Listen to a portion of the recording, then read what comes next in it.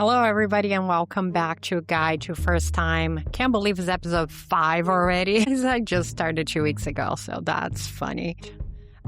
Today I'm talking about how I am planning, so future looking now, and we'll see how that plan holds up against the harsh realities of going to Disney in the summer. But for now, I can share how I'm planning. I'm thinking about this trip where I'm taking my 2 nieces. They're 6 and 5, I think at the time, and my son, who is 10, and both myself and my sister-in-law are going on this trip. So we have 5 people, 2 adults, 3 kids, and I'm not a pro. So whatever I'm doing, it's probably very relatable to what you're going to do and you're going to face if you want to go for a very short trip. We're talking 1 night at Disney, 2 days. And obviously, we're locals, so we are traveling there. We're driving, but it's still like a 3.5, maybe 4-hour drive into Disney and back. So let's go back a little bit and talk about why we got ourselves into this pickle. My sister-in-law hasn't been in a long time. She's not a Disney person, and I'm on a mission to convert her. So I have more people to go. Very selfless of myself. We also want to use up, quote unquote, like the final months of our pass holder or our annual pass. So this is another way to do it. I do prefer short trips. It just gives me more times to experience different things. And we decided to go early June is when all the kids are out of school. All the kids around the Florida are out of school as well, but is when we could fit in with everybody's schedule. My sister-in-law is a vet and she works those crazy hours, kind of like 4 days and then 3 days off. And it just didn't match with everybody else. So early June it is. We're going to go middle of the week because in the summer, if you listen to the episode, I discussed summer tips and tricks. One of them is to avoid weekends and holidays if you can, because just the sheer heat and humidity is going to throw a lot of wrenches into your trip. You don't want to run into a super crowded park. Everything's going to be crowded, especially in early June. The kids are just getting out. The summer camps are not fully operating yet. So we're going to hit lots of crowds, but not weekend crowds, which can be quite a lot more and a lot harder to navigate. The other good wrench I think that my sister-in-law threw at us is to keep this trip on a budget of $500, which obviously we're not going to make it, right? Like we're just not going to make it, especially because they have to buy tickets. The tickets alone for 1 day, we already bought the tickets, so it was more. So spoiler alert, we're not going to make the budget. I think it's good to even if you're not going to make it, I think it's good to always start with an aggressive budget because you're going to go over. You just don't want to have unlimited and put everything in your credit card. I think there's if I heard it correctly, there's some studies that people that go to Disney often get a serious credit card debt. So I don't want that to happen to any of us. I personally like to budget with gift cards, especially the ones that you get with 10% off or 5% off. It just feels like I'm getting some sort of deal on top of. But even if it was full price, honestly, I think buying gift cards before you go and kind of sticking to it or getting close to it is an easy way to not go so over budget. But back to our trip in June, which I gotta give it a name. I think it would be fun to give names because now it's getting a little bit generic. But anyways, I digress. We're going back to the budget here. So we're talking at a 2-day, 1 night for a family, a family of 5 for $1,000, $500 for us, $500 for them. We're going early June. We're going midweek, which always helps because the hotels tend to be a little bit better. And once we started with those big decisions, which is part of kind of my framework to book or to launch anything, project manage anything, is start with the big rocks or the big decisions, things that you cannot change or that all your choices are going to kind of gravitate around it. So we started with the big decisions. We decided on the money. We decided on the dates that work for everybody. And we also discussed what the experience would be like. Obviously, in that tight budget and time, it was impossible to just experience a lot of Disney. So since my sister-in-law is a vet and the kids love animals, and honestly, Animal Kingdom is still my favorite park. I know it's kind of weird, but I have such a great time and great memories. We had to make it a priority. Even though there's not a ton happening there, it's not that it's a full park yet. There's a lot under construction and a lot down, but I think we never get to take the time. We always make Animal Kingdom kind of either our first park when we get in late in the morning or the last day trip park anyways. We never take it as seriously as we'd like, I think. So this is the day. Even though we are traveling back after Animal Kingdom, I think we're going to do a full day, and it's going to be a full day for them since they are paying full tickets for it. All right, so we made the first big decisions. We decided on the dates, the money we want to spend or stay around, and the experience we want to have. We really want to focus on Animal Kingdom and giving the kids and the mom like a really good overview or a good first impression so they go back. All right. Now, the second big decision or the second thing that I booked is the hotel. Since we are 5 people, we had the option to do either a 5th sleeper room, which some hotels do, some of the resorts offer, and some don't.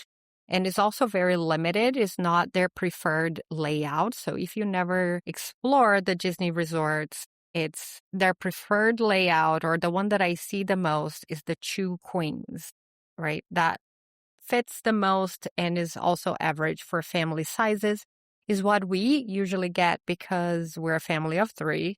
So when we go, regular room just works the best. But this time we need a 5th sleeper, or we could do a family suite, which is what we did with my family when they came in, because I was going with my husband. So we wanted a room separate than the rest of the folks in the party. So a family suite, also limited to a few hotels. Not every resort at Disney World offers those, and definitely not at the budget we want to see. And I should probably go back here and say we wanted to stay at Disney because I'm not sure if they ever stayed at a Disney hotel. And part of all this plan is for them to experience a little bit of the Disney bubble and not have to drive, not have to park far away from the parks, and get all those benefits, including the water park.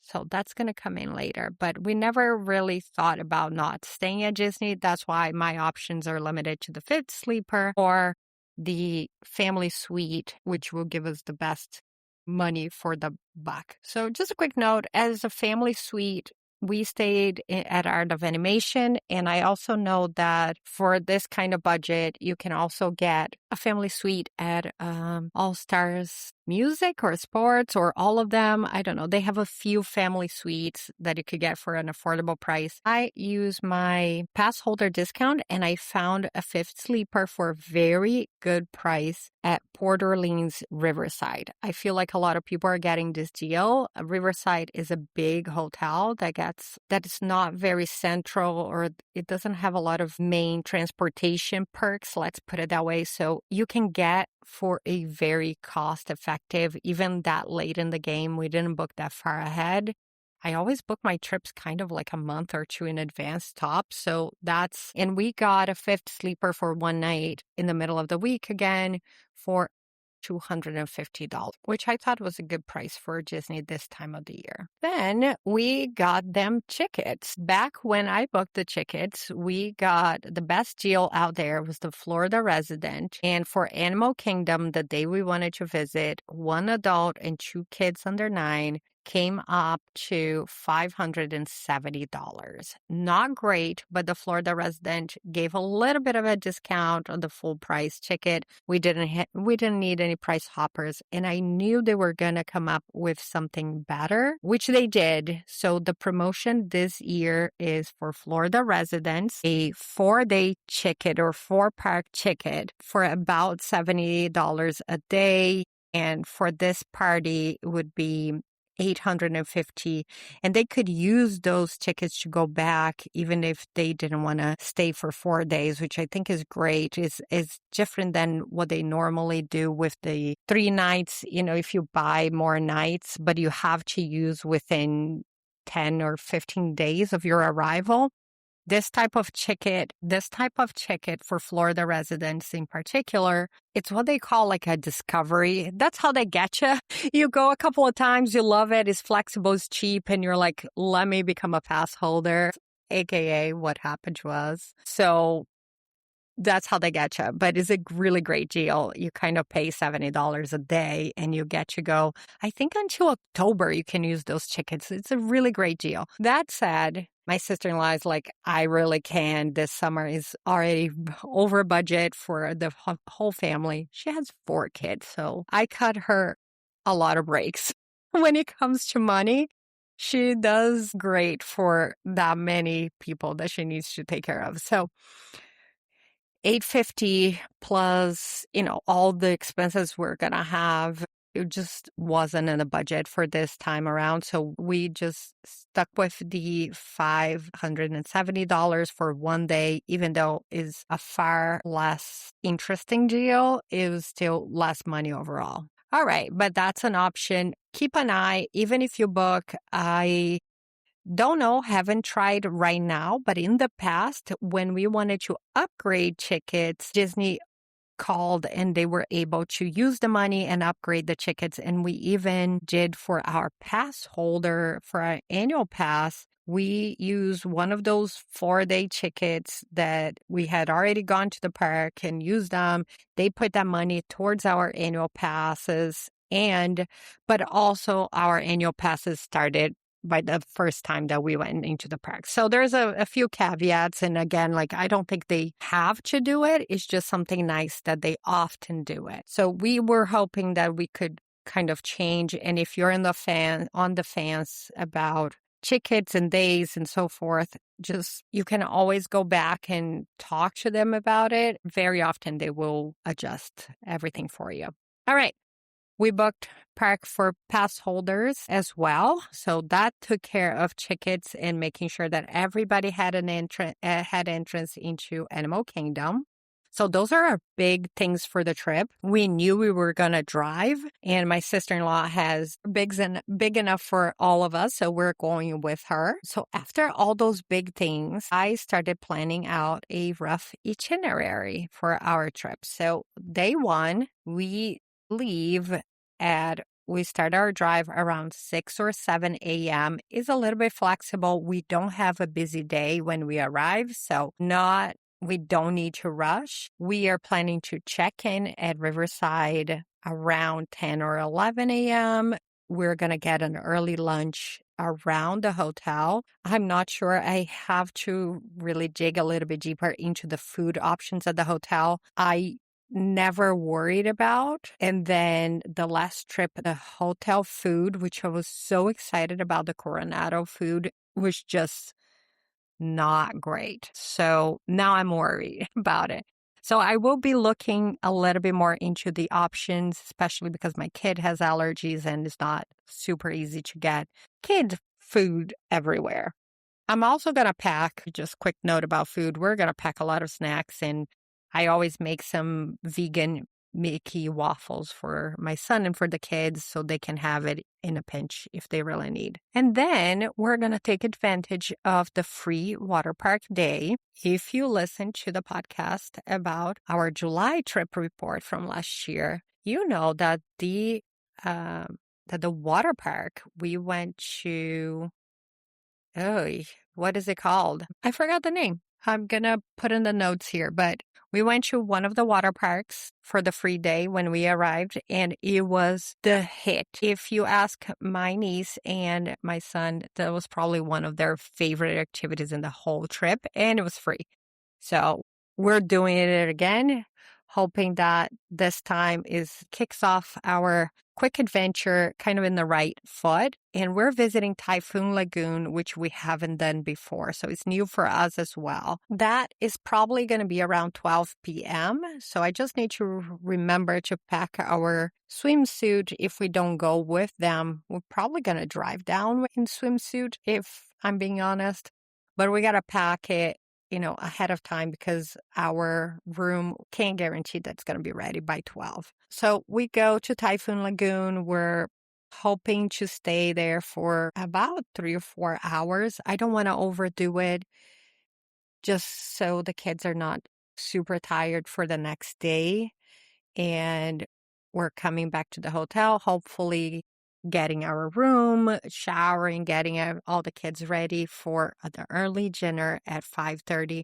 Here I have a few options. I think going really quick to Disney Springs might be a good deal for us. If the kids are tired, we'll just get something around the hotel again really quick and maybe go if the hotel is offering s'mores or anything, any activity around the hotel pool, we can probably do that as well for desserts. Or if we're really feeling adventurous, maybe we'll get the boat to French Quarter and get their beignets for dessert. So several options here. I'm really going to play by ear. The idea here is to have a relaxing first day, some fun adventures, some fun memories, but nothing crazy because we want to be in bed by 8 or 9, the latest. Because the next day we have our big adventure on Animal Kingdom. Day 2, we are planning to wake up around 6:30. That's what normally when my kid does and I do. So, and I think they're the same. So it's not a really early day for us. We'll get some breakfast at the hotel or in the room if the kids want, the vegan waffles or the snacks that we pack. And we're taking the bus to Animal Kingdom around 7 or 7:30. Again, I'm not going to super rush this day. I am planning for a super hot, humid day. The kids are young. We're packing a stroller, but again, you can't really tell how they're going to feel. My whole entire goal for this day is to have fun, but avoid tantrums. We don't want any kid burned out and having a massive tantrum. That's like my goal for the day. A successful day is one that we take great pictures, we see a lot of fun attractions, but don't burn anybody out. I think that's it.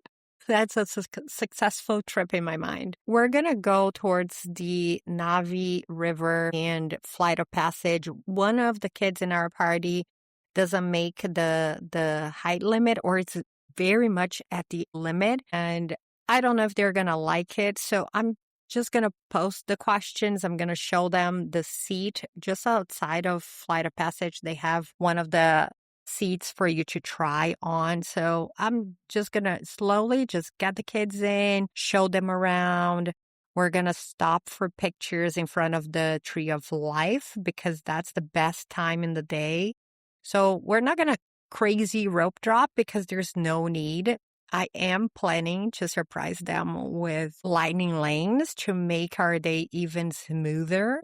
I'm not, and with young kids, there's nothing we have to rope drop. So we're going to stop for photos, let the kids kind of like get the first impression. Maybe if they're feeling hungry at that point, we're going to go to Satuli Canteen, get them some drinks. Moms can get their ube coffee, which is a favorite. So we're just going to either go to Navi River or stay for flight of passage if the kids feel like they want to do it. Then we're going to walk to the safari, which hopefully we're going to get a lightning lane for it, and stay in the Africa area until we complete. Another hot tip that I shared, summer hot tip that I share is to not bounce around the park too much, especially in the heat. You're gonna regret it. It's so hot and it's gonna take all the joy out of anything if you have to rush from one side to another. So we're gonna go from the left side all the way to the end of the park and back to the front. So we're doing Pandora, then getting that little corridor or little walk path into Africa. We're going to do the safari. We're going to do the Festival of Lion King. I'm getting some of our favorite snacks, the pineapple Dole Whip and maybe the Mickey cinnamon rolls, like something like that for the kids in Africa. Then after we're done with the Festival of the Lion King and had a little bit of a morning break, we will either do the Big Cat Track or head towards the conservation station for Bluey meetup. That's a big if. I really want to see how, when it starts around the 26th and later this month. If it's not too crazy, I'm going to try to get us in. If it is too crazy, I'm going to see how the day goes and kind of push it towards the end. If the kids still want to do it, that's fine. But we have a few other things we want to do. We want to ride Cali Rapids, which I think is going to be perfect to give us kind of like a break. I also want to step into Nomad Lounge. So this is all iffy because we don't know if we're going to get reservations or the time and any of that. So that part is a little bit, I have options, but not necessarily a solid plan. And get something at Nomad Lounge for the kids during lunch, kind of like a lunch snack break, and head towards the Asia part for Cali Rapids. And if anybody wants to do Everest, that's fine. We can do it while we're there as well, but I don't see any of the kids doing, and we might have to get the single rider.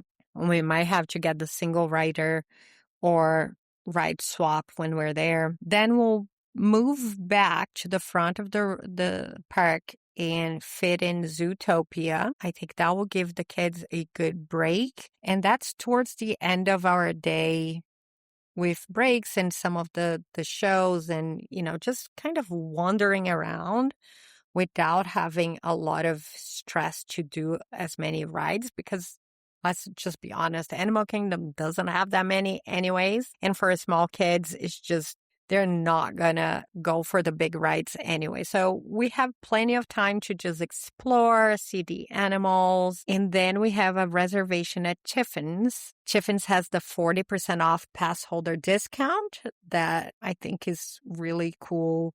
Originally, we were thinking about Tusker House for a character meal. But when I looked at the menu, I thought Chiffin's had more kid-friendly, or at least my kid-friendly options and not so many exotic cuisine that I don't know if they're going to like it or not. So I have reservations for Chiffin's. I love that Disney makes it flexible for us. If we're full, if we snack the whole time, or if we want to go back to Satuli Canteen, we can cancel a few hours in advance and just not have to do a sit-down meal. But if everybody's tired and done everything that they wanted, then I think it's good to just kind of decompress, take our time, have a good meal. So then we can use the restroom properly, change if we have to change, and then hop in the car. And then we have a 4-hour drive straight from the park. And that's my plan for now. Again, I want to keep it very fluid, especially in the middle of the day. If it's too hot, if the kids are having a meltdown,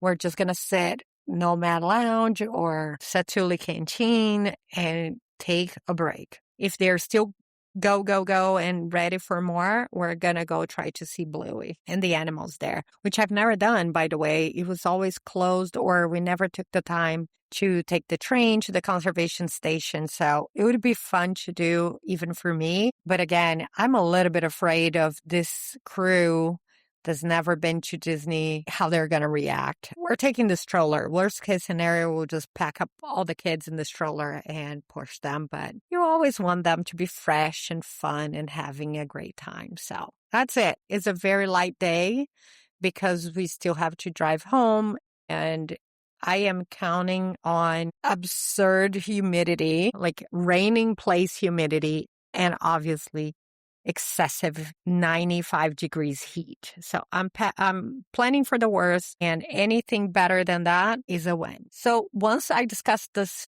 rough itinerary with my sister-in-law, she loved it. She's like, this is perfect. This is what I need in my life. I just walk in, have a good time, get out. I said, perfect. Now let's discuss the packing list. I have a list already because I take so many things that are proper that I cannot forget, like my son's medicine and all of that. So I have a packing list, and then I just adjust a little bit for the occasion, aka how many different outfits I have to take. And I sent her this packing list. She loved it. There's a lot of summer must-haves. I'll try to put a link in the show notes if you guys need. But, we have our favorite fans, clothes, extra ponchos for Kali River, if not the rain, umbrella. We're going to have, water bottles, sunscreen, all that good stuff that makes a summer day in the parks a little bit easier and more manageable. I also have if you listen to the episode, there's also a disposable towel that I bought. They're teeny tiny, but if you throw them in water, they just soak up all the water, and it's great to kind of give a break, to put around your neck and wipe off any, sticky fingers. It's like multi-use, and you just throw it out when you're done. I think they're even if I can be so lucky. All right, this is number 6 in our list of framework to book a magical experience to Disney is the packing list, and kind of narrow down. Now that you know what you're doing, you can actually pack for all those activities to give you the best chance to achieve your plan. And number 7 on my list, what I do next is to check on the Lightning Lane prices. I will buy 7 days in advance because we're staying on property. I'll buy the first thing, and I'm really hoping to get Festival of the Lion King, Safari, and Zootopia as our main picks. And then Navi River, I'm still hoping that we're gonna rope drop that, or then we can get in the lightning lanes later in the day. Flight of Passage is not part of the multi-lightning lane. I don't think we're buying it. And then we're trying to get Kali Rapids, which shouldn't be a problem. Knock on wood, if it's not a super crowded day, Kali Rapids should also be okay to get with lightning lanes. So I'm loving this. I think it's going to be an easy day, and I just absolutely love Animal Kingdoms. I'm super excited for it. After checking on lightning lanes and making my rough lightning lane plan, I put together a grocery list. Usually we don't buy much groceries. We always take water bottles or a big water bottle for the room. We buy snacks. I like to pack, especially in the summer. I like to buy Pedialyte or any other electrolyte drinks, make us super hydrate. I always keep some vegan chocolate milk for my son and, vegan things because he's allergic to milk and eggs. So we got to take those things, and I like to buy at home so I know exactly what I'm getting, the brands that I'm getting, and I don't have to worry about receiving the groceries. But obviously, if you're flying in, you got to buy there. However you find better. But I like to have a grocery list so I can buy from now until the day of the trip. I can just stock up on those items anytime that I go to the grocery store. Then on step 9 of this magical framework, I keep a list of what we want to potentially change for our trip or upgrade. So things that we were looking for when I booked this trip was a better rate for the tickets, which they did come out. Like I said, they just came out with the 4-day or 3-day Florida resident tickets. My sister-in-law passed on those, but I was keeping an eye on those, and you can follow on Disney site news, and everybody, if you follow any influencer, they also report on it. I follow a lot on Disney parks, and they've been doing a better job. And I'm even on their email list, and I'm getting more notifications from them when those deals are available, especially for pass holders. Because the second item that I am still keeping an eye for is one more night at the hotel or another hotel for 2 nights. I'm willing to change. I'm always willing to change for a better deal and for a better experience, obviously. So I'm still looking for one more night at the hotel. As it stands, we have another trip coming up right after this, just us. So I don't think I will be investing on another trip, especially because we can't go to any parks the day after. They're not going to have tickets for it. So I'm hesitating a little bit. I don't think it's going to add much to the experience to just go back to the hotel and have dinner to the hotel. I think we're going to be a little bit overtired, but we have a day off right after. I think it's going to be okay. And then the final part of this process is to create kind of like a wish list for other things and other activities. And that usually happens. So when I book the hotel, I join the Facebook group. I know I love Facebook. I don't know why I'm the oldest person alive and I still use Facebook, but I love the special. They have groups for the hotels. So I join, and I always join, and then I go on a trip, and then I just, get out of that group because I don't want to keep notifications from every single hotel. But so I did for Riverside, and I'm getting all sorts of tips and, discussions into what to do. Just noticed that the slide was broken, and it was such a big hit last trip. I want to make sure that if the kids want to go to the pool, I know what's going on, and I set the expectations, either no slide or it's open already. So we're going to go. So I like to have those other things and activities. I'm going to look into the day of our trip if they are going to have the s'mores, for example, or movie night or any other activity that they may offer. I think Riverside has fishing. I don't think we have the time for it, but again, those are cool things to do. Usually is going to Disney Springs for treats or vegan. There's a great vegan bakery in there, here in McKenna that we always visit. We are obsessed with the hotel pools now since we had such a great time at Coronado. We have tickets for mini golf, and my son and I need to get our pass holder magnets, which is Buzz and Woody, at Epcot if we have the time. Right now, it doesn't look like it, but if we extend a night, I like to have a list of maybes or things that are fun if we get to fit one more thing in, or if our plans suddenly change, for example, if we add a night. But that's it, guys. This is how I'm planning for this super short trip. I'm a little bit scared of having a much larger party with more kids. I'm kind of used to just having my kid who's a little bit older, and also he's a pro now after going 6 times or 5 times. So we all know what to do and when to do, and it's been pretty smooth every single trip. So a little intimidated, but like I said, focusing on the things I can control and letting the rest to just the Disney magic, trusting that something is going to catch their eyes and make this trip memorable and fun. We want to do tons of photos because kids grow so fast, and we got to get those photos in while we can. And again, just avoiding meltdowns for the summer. I know it's kind of a low bar, but any family going to Disney World in the Florida summer, the first and foremost priority in your mind must be to avoid meltdowns, tantrums, dehydration. It's better to do less but better than to just drag kids around half passing out from heat and just kind of trying to do too much. So we're going to go slow and steady. And all those tips that I had for a summer trip. Apply for this more than ever because we only have one day and we got to make the most out of it. All right, guys, I hope you like it.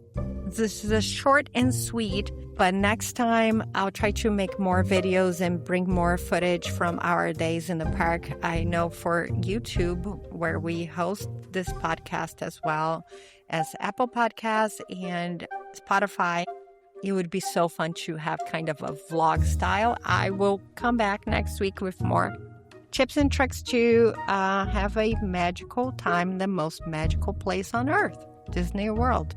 All right, see you then.